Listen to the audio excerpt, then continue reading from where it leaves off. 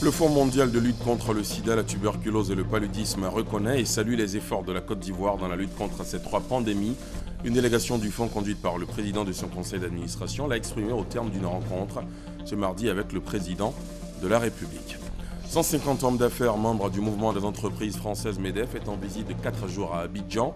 Ces investisseurs, issus de la principale organisation du patronat français, entendent donner un coup d'accélérateur au partenariat entre compagnies françaises et ivoirienne. La première dame, toujours en mission à Genève, s'est rendue au siège de l'ONU-SIDA sur invitation du directeur exécutif de l'institution, Michel Sidibé. Dominique Ouattara est ambassadrice spéciale de l'ONU-SIDA pour l'élimination de la transmission mère-enfant du VIH et la promotion du traitement pédiatrique. À l'étranger, le Soudan du Sud, où c'est le grand retour de Riek Machar à Juba. Le chef rebelle a prêté serment pour reprendre ses fonctions de vice-président, fonction qu'il avait abandonnée pour lancer une rébellion il y a maintenant plus de 2 ans. Un retour à même de changer la situation dans ce pays ravagé par la guerre civile. Voilà pour le sommaire. Bonsoir à tous et bienvenue dans la grande édition. Une délégation du Fonds mondial de lutte contre le sida, la tuberculose et le paludisme a été reçue aujourd'hui par le président de la République, conduite par le président de son conseil d'administration. La délégation est présente à Abidjan à la faveur de la 35e session du conseil d'administration du fonds. Elle s'est ouverte hier et prendra fin demain. La délégation salue les efforts de la Côte d'Ivoire dans la lutte contre les trois pandémies. Le point avec Mahama Traoré et Jérôme Kofi Aboulin. Don gratuit de médicaments antirétroviraux à des femmes enceintes séropositives, diagnostic et traitement gratuit pour les malades de la tuberculose ou encore distribution gratuite de moustiquaires imprégnés à l'échelle nationale pour freiner l'avancée du paludisme. 3 actions parmi tant d'autres qui font de la Côte d'Ivoire une bonne élève du Fonds mondial dans le cadre de la lutte contre le sida, la tuberculose et le paludisme.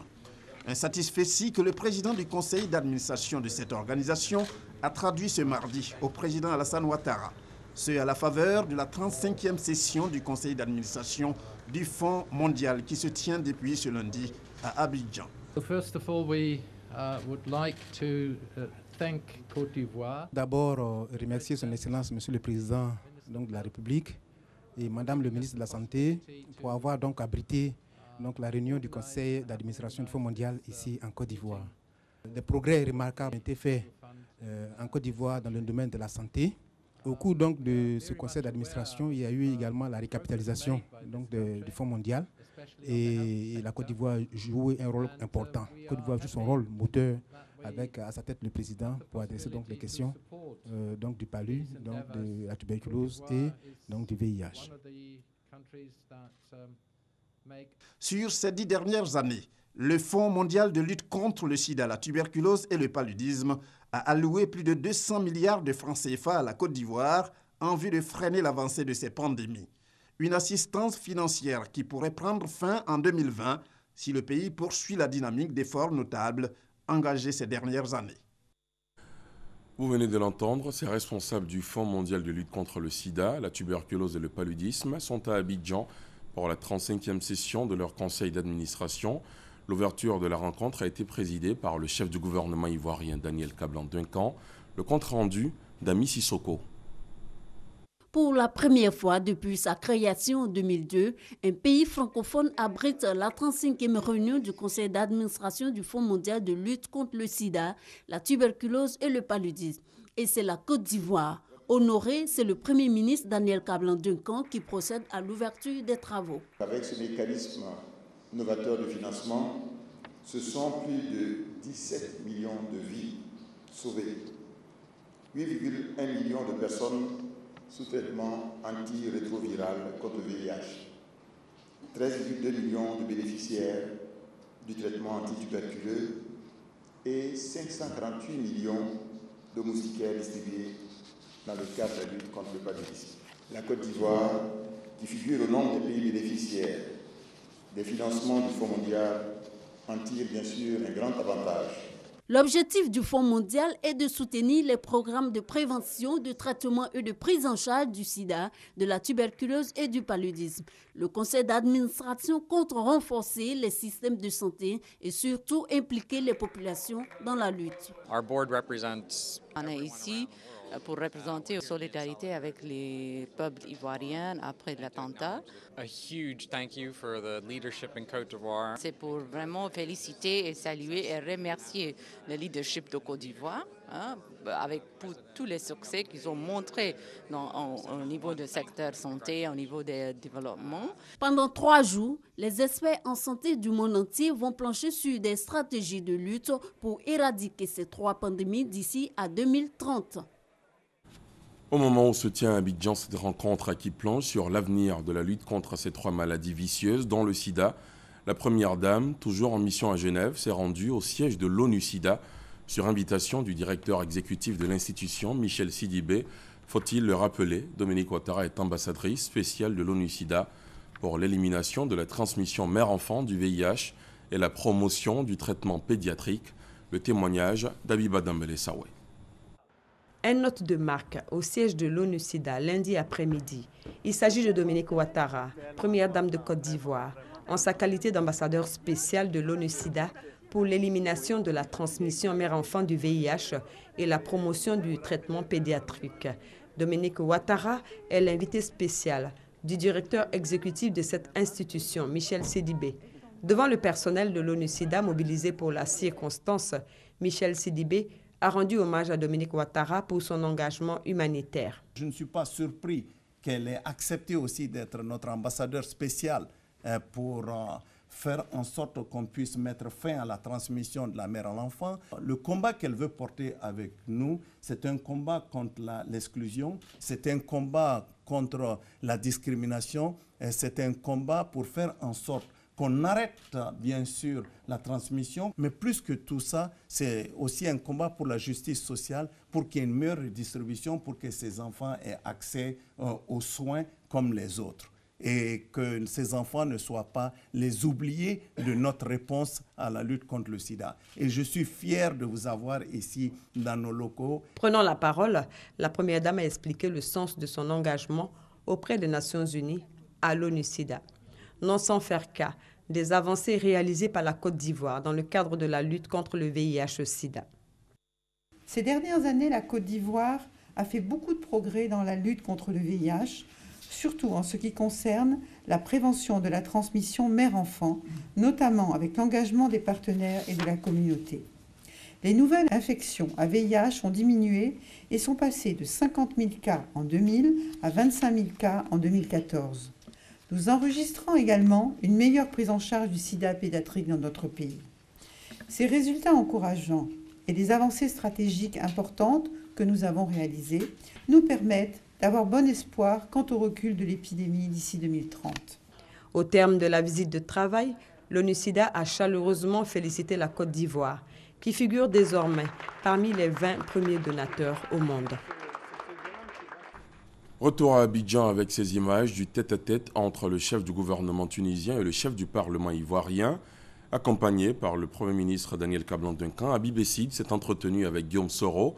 En ligne de mire, les relations de coopération entre la Côte d'Ivoire et la Tunisie, des relations qu'Habib Esside entend intensifier avec le Parlement ivoirien.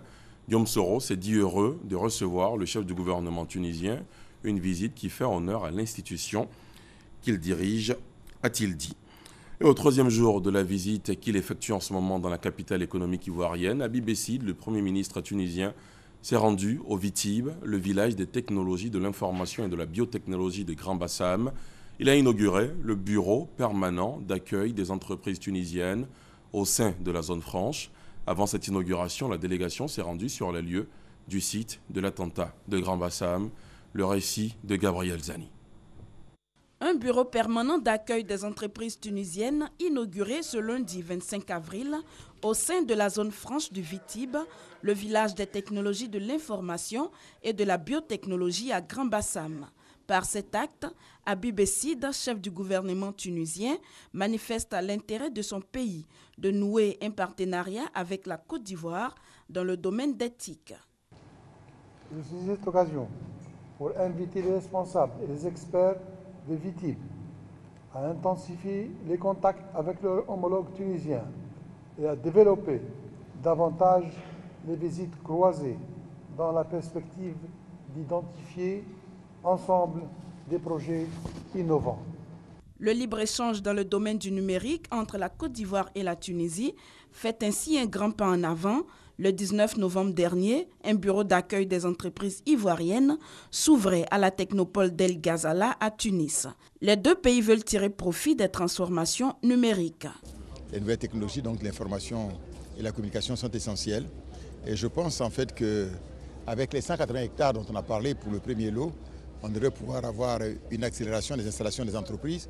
On nous a déjà dit qu'il y a une quarantaine d'entreprises déjà installées. C'est quand même 40 000 emplois qui seront créés donc à terme. La Côte d'Ivoire, avec le VITIB, étendue sur 180 hectares, avec un potentiel de 40 000 emplois durables et des avantages fiscaux quasiment nuls. La Tunisie, de son côté, possède la technopole d'El Ghazala et se prépare à lancer un programme intitulé Smart Tunisia.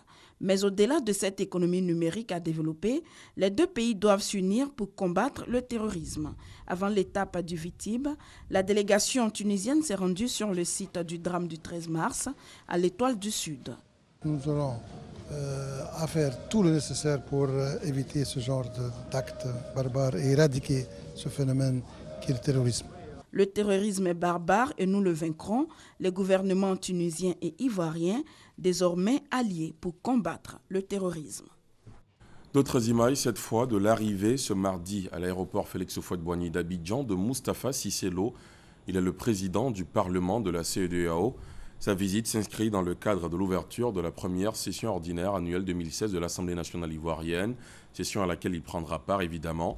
Il est l'invité du président Guillaume Soro et il donnera une communication demain au Parlement. Dans 4 jours, le président de la République effectuera une visite à Bouna, dans le nord-est du pays. Une visite qui intervient après la crise communautaire qui a secoué le département. Ce sera l'occasion pour le gouvernement, surtout d'inviter à la préservation d'un climat social apaisé. Pour préparer la rencontre, le ministre de l'Intérieur et de la Sécurité a échangé avec les cadres et les populations du Bonkani. La réunion a eu lieu au plateau. On fait le point avec Mamadou Kouassi. C'est confirmé. Le président de la République, Alassane Ouattara, effectuera une visite de compassion et de réconfort à Bouna le samedi 30 avril 2016. C'est l'information portée par le ministre d'État, le ministre de l'Intérieur et de la Sécurité, Ahmed Bakayoko, aux populations de la région de Boukani. Le président vient lui-même vous apporter son message de paix, de réconfort et de compassion. Ça lui permettra également d'apprécier par le contact direct avec les uns et les autres la situation et d'annoncer les solutions idoines pour faire face à cela. Pour la réussite de cette visite du président de la République Alassane Ouattara à Bouna et aussi pour le développement de cette région, le ministre d'État Ahmed Bakayoko invite les cadres à l'union et à la solidarité. Quelles que soient les contradictions entre les peuples, nous devons tout faire pour repartir sur le socle de notre alliance. Vivre ensemble que le président proclame sur le plan national, qu'on vous puissiez vous l'approprier. Donc c'est vraiment une recommandation. Je sais que les blessures sont profondes, sont graves, mais nous devons veiller à ce que cela n'arrive plus jamais. Message bien perçu par les cadres de la région de Boukani qui s'engagent à renforcer la cohésion sociale, mais aussi à faire de cette visite une véritable réussite. Il faut que chacun de nous ait le bon ton. Il faut que chacun de nous parle en pesant ses mots. La situation est grave. Sachez parler à l'autre. Surtout quand il n'est pas de la même communauté que vous. Appeler tout le monde à se rendre massivement à Bouna pour dire au chef de l'État que nous sommes contents qu'il fasse ce déplacement et lui dire également que nous sommes vraiment à son écoute.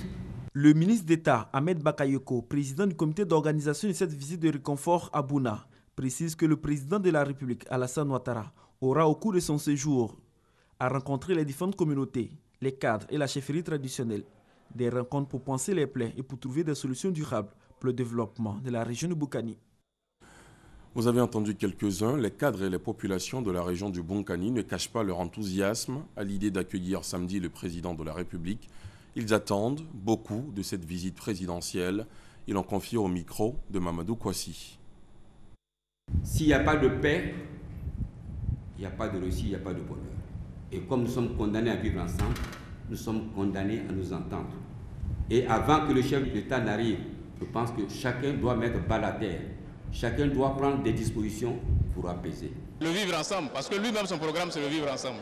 Donc il n'est pas normal que des communautés qui sont ensemble depuis des siècles se mettent du coup à s'entretuer, à se détester. Beaucoup d'espoir pour nous parce que nous pensons que le président de la République, avec sa statue, pourra poser de tout son poids au retour définitif de la paix et l'harmonie, la cohésion entre les populations et les peuples du Bonkani. C'est un honneur pour nous, un président de la République qui se déplace pour régler les problèmes d'une région, c'est un grand honneur.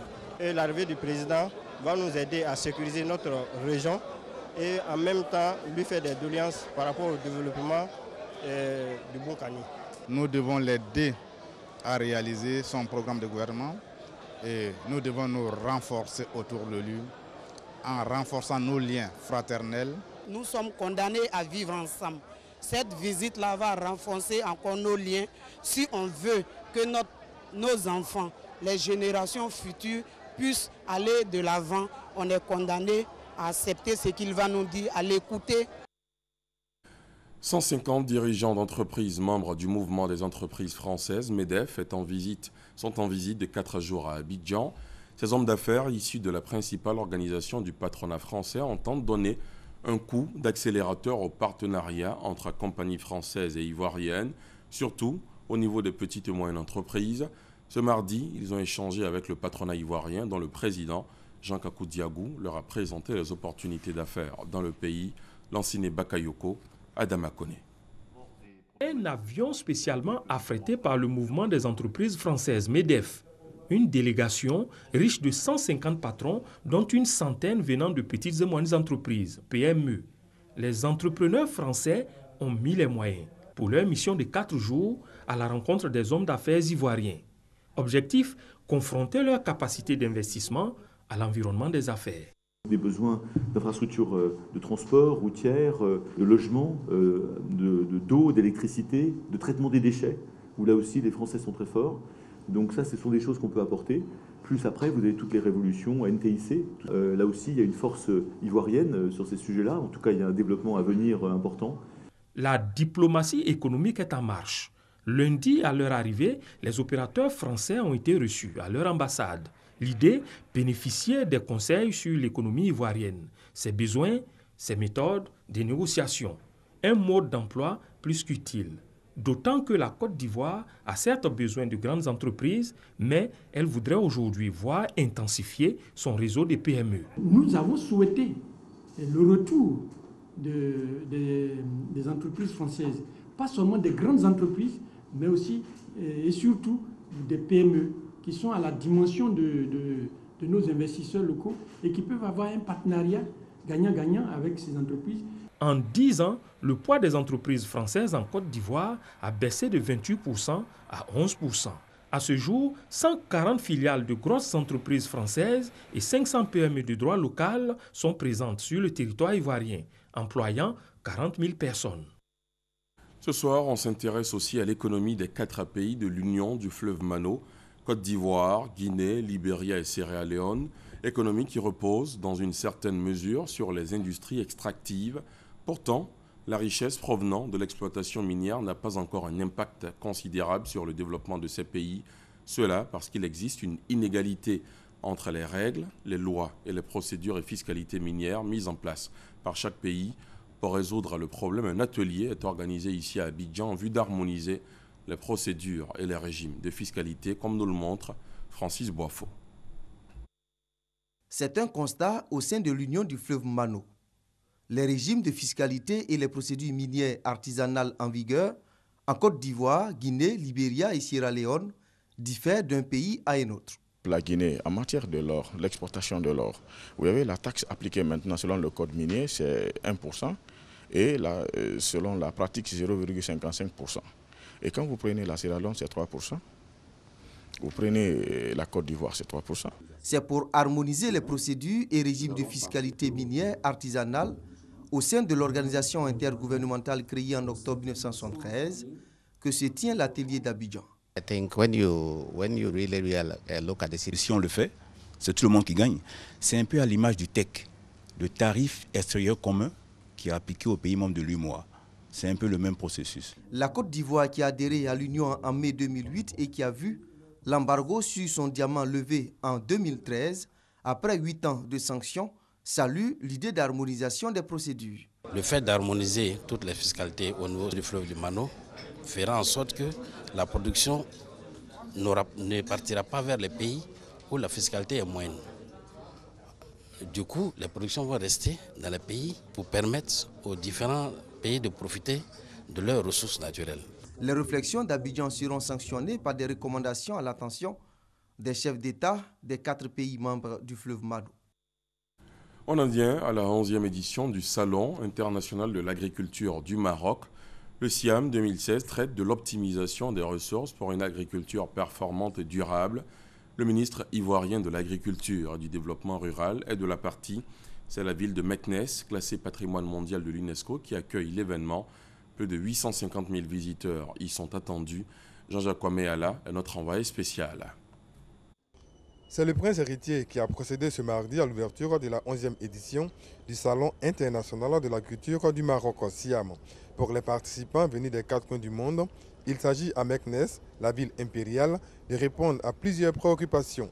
La gestion des sols agricoles, la préservation et l'optimisation de l'utilisation de l'eau, le confort et la sécurité des agriculteurs. Lors de la visite des exposants, le prince héritier a marqué une halte au stand de la Côte d'Ivoire. Alors, le prince héritier était très intéressé par les différents produits de la Côte d'Ivoire, produits agricoles, spécialement le cacao. Donc avec tous ces produits dérivés, les produits transformés en Côte d'Ivoire que nous exposons sur le stand. Le SIAM est une plateforme de coopération et de partage d'expériences. C'est pourquoi les participants souhaitent des retombées. On a vu des animaux de l'Europe qui se comportent bien ici. Or, nous voulons faire la même chose en Côte d'Ivoire. Il y a lieu de venir apprendre chez les Marocains. On attend vraiment aussi d'ici de construire des affaires et des relations avec d'autres pays africains. Nous engageons aussi, comme tous les Marocains, que ce soit des grandes sociétés ou bien des citoyens, à une coopération sud-sud. 1200 exposants et 850 000 visiteurs sont attendus à cette 11e édition du SIAM qui prend fin ce samedi 30 avril. Le concours d'entrée au CAFOP session 2016 s'est déroulé samedi dernier. La ministre de l'Éducation nationale s'est rendue dans les centres pour s'assurer du bon déroulement des épreuves.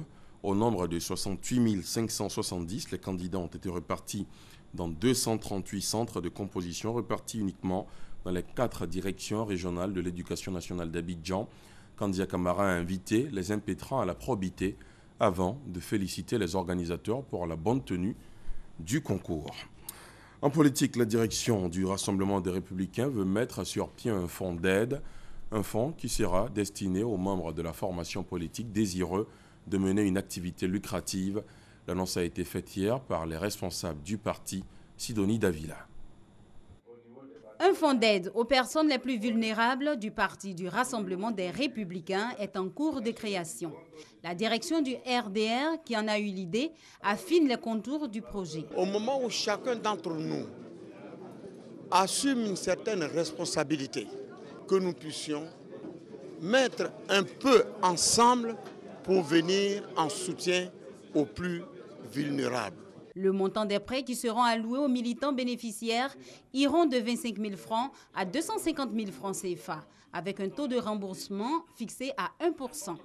Il ne s'agit pas de la création d'une banque au bénéfice de nos militants. Il faut que les choses soient claires. Ces fonds seront repartis par département dans les comptes des structures de microfinance qui vont être chargées d'accorder les crédits à nos militants pour donc financer ces activités génératrices de revenus.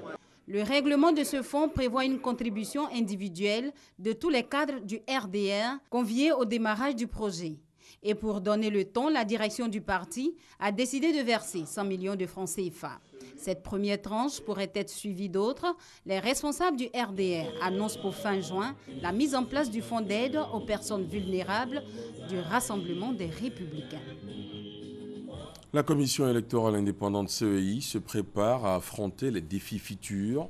Elle a entamé aujourd'hui un atelier de formation de ses commissaires centraux qui réfléchissent sur le découpage électoral, le référendum, la compilation et la transmission des résultats.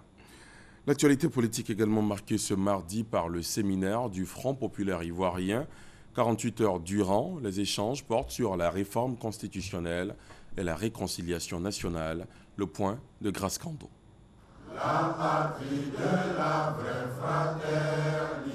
Le Front populaire ivoirien, FPI, veut apporter sa contribution à la réforme constitutionnelle annoncée par le chef de l'État, Alassane Ouattara, lors de son message à la nation en fin d'année. Prévu pour le dernier trimestre 2016, le FPI estime qu'une telle action peut servir à une vraie réconciliation et permettre la consolidation de la démocratie. C'est pourquoi un séminaire de 2 jours est organisé en vue de faire des propositions. Le Front populaire ivoirien entend en effet se donner les moyens nécessaires pour apporter sa contribution au débat démocratique dans l'intérêt supérieur de la nation. Si nous voulons réconcilier les Ivoiriens, il faut aussi, en dehors de la question des victimes, de l'apaisement des cœurs, engager une réflexion, concevoir un nouveau mode de vie en commun, de nouvelles institutions, de nouvelles valeurs qui vont fonder la cohésion nationale, qui vont fonder l'unité nationale. Un séminaire meublé par des exposés et qui voit la participation de plusieurs invités, dont un ancien Premier ministre nigérien. Ayant conduit la transition démocratique au Niger, il me paraît extrêmement important et intéressant que les pays africains organisent un tel débat pour faire un peu une pause, faire une autopsie de la marche de la démocratie dans leur pays. Les conclusions de ce séminaire, selon le FPI, contribueront à l'amélioration du climat politique en Côte d'Ivoire. Du côté du PDCI-RDA, les festivités marquant le 70e anniversaire du parti se poursuivent. À Yamoussoukro, sur la terre natale du fondateur de la formation, Feu Félix Houphouët-Boigny, la fête a été marquée par le sceau du souvenir et de la reconnaissance pour un PDCI-RDA plus fort, le compte-rendu de Kader Sogodogo. La fondation Espoir PDCI-RDA et son président Zié Daouda Koulibaly Pelé-Ouelégnan vont doter le PDCI-RDA d'un musée. Un endroit pour découvrir et faire connaître l'histoire du plus vieux parti de Côte d'Ivoire. Au cours de l'histoire, les hommes ont compris qu'il était important de conserver les traces du passé pour qu'elles ne s'abîment pas. Car pour nous, 70 ans du PDCI-RDA, ça se fête, mais mieux, ça se conserve. Ce musée sera construit à Yamoussoukro sur une superficie de 1 hectare, terrain offert par le maire de cette commune. Le musée va coûter plus de 350 millions de francs CFA grâce à l'apport de partenaires privés. Il comprendra des salles d'exposition, de conservation et des sites pour diverses activités. La première pierre de ce musée a été posée par Emmanuel Niamien-Ngouran, vice-président du PDCI-RDA. Nous voudrions féliciter M. Zié Koulibaly. Nous savons son enthousiasme et sa détermination pour prendre des initiatives innovantes et enrichissantes pour le rayonnement du PDCI-RDA. Recevez notre soutien pour la bonne fin de votre projet. Le musée du parti créé par Félix Houphouët-Boigny, PDCI-RDA, sera livré à la fin 2018. D'autres images, cette fois d'un drame survenu à Yopougon, un incendie qui a ravagé ce matin une école primaire et une partie du quartier de Port-Boué 2 Marché. Les flammes ont fait un mort selon les témoignages. Une bougie allumée par un habitant du quartier qui s'est endormi sans l'éteindre serait à l'origine de cette tragédie. À l'étranger, le Soudan du Sud, où c'est le grand retour de Riek Machar à Juba, le chef rebelle a prêté serment pour reprendre ses fonctions de vice-président, fonction qu'il avait abandonnée pour lancer une rébellion il y a maintenant plus de 2 ans. Un retour à même de changer la situation dans ce pays ravagé par la guerre civile, selon plusieurs observateurs. Retour à l'actualité nationale avec cette autre disparition, celle du directeur de la décentralisation et du développement local, Parfait Gourou. Ce haut cadre de l'administration a tiré sa révérence hier après-midi alors qu'il venait d'être admis dans un centre hospitalier de la capitale. Qui était-il? Son parcours et son portrait dans ce récit d'Abou Sanogo. Parfait Djadji Gourou, le directeur général de la décentralisation et du développement local, est décédé en fin d'après-midi de lundi 25 avril alors qu'il venait d'être admis dans un centre hospitalier de la place. Haut fonctionnaire au ministère d'État, ministère de l'Intérieur et de la Sécurité, Parfait Gourou occupait un poste stratégique. Il était l'interface entre les élus des collectivités décentralisées et l'État. Il a été préfet de Daoukro avant d'être en 2007 directeur général de la décentralisation. Né en 1961 à Trècheville, Parfait Gourou, préfet hors grade, était marié, père de 3 enfants. Autre décès qui aura marqué cette semaine, celui de Papa Wemba. Et à ce titre, le ministère des Affaires étrangères et le ministère de la Culture et de la Francophonie ivoirien se prononcent. Le monde des arts a vécu avec une grande consternation la disparition le 24 avril 2016 à Abidjan de M. Jules Chungu Wemba Diopene Kikumba, connu sous le nom de Papa Wemba, en ces moments si particuliers en solidarité avec sa famille et le peuple congolais. Il sera organisé un concert en hommage à cet immense artiste le mercredi 27 avril 2016, donc demain à 20h, à la salle Anoumambo du Palais de la Culture Bernard Dadier de Trècheville. Auparavant, il sera procédé en présence de M. le Premier ministre Daniel Kablan-Duncan à la levée du corps de Papa Wemba le mercredi 27 avril, demain à 18h, à Ivo Seb de Trècheville. Le rapatriement de la dépouille vers Kinshasa, République du Congo, se fera le jeudi 28 avril à 6h à l'aéroport international Félix Houphouët-Boigny de Port-Boué. Les populations sont invitées à demeurer mobilisées en ces temps d'hommage à cet artiste qui compte au nombre des plus grands du continent africain. Et on termine avec ce communiqué du ministère de l'Emploi et de la Protection sociale. En application des dispositions de la loi numéro 2015-532 du 20 juillet 2015 portant code du travail et du décret numéro 2011-371 du 4 novembre 2011 modifiant et complétant le décret numéro 96-205 du 7 mars 1996 déterminant la liste et le régime des jours fériés. Le dimanche 1er mai 2016, fête du travail est déclarée jour férié, chômé et payé sur l'ensemble du territoire national. Le lundi 2 mai 2016, le lendemain de la fête du travail est déclaré jour férié et chômé sur l'ensemble du territoire national. Et c'est sur ces mots que nous nous disons au revoir. Fin de ce journal. Merci de l'avoir suivi.